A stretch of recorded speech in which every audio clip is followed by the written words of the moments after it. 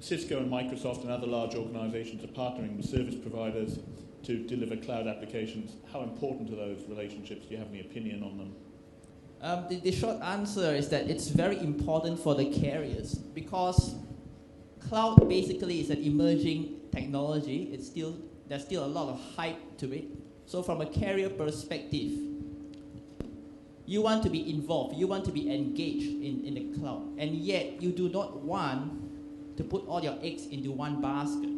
So basically what we have seen is that some carriers have gone into revenue sharing arrangements, business models with the likes of Cisco, for example, where both parties, the carrier and the vendor, have in golf parlance skins in the game, and they get to share the spoils or the revenues coming in. So that is one important consideration.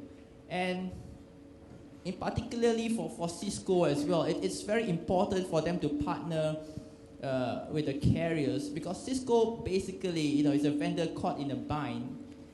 They are a hardware manufacturer, and yet driven by this need to grow, they have to move into new areas and new services, and therein lies the conflict for them. They have their channel partners which they cannot totally disrupt or disintermediate, and hence they cannot go into the market on their own and become a full-fledged service provider or cloud provider. Hence they need to partner with carriers or with system integrators, for example.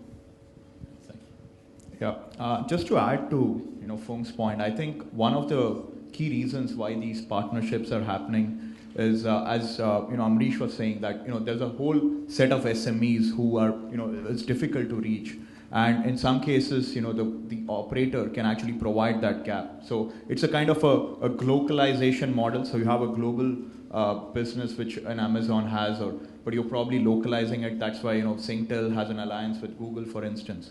The other capability which operators have, which kind of gives them a unique positioning in this whole thing, is the ability to do micro billing.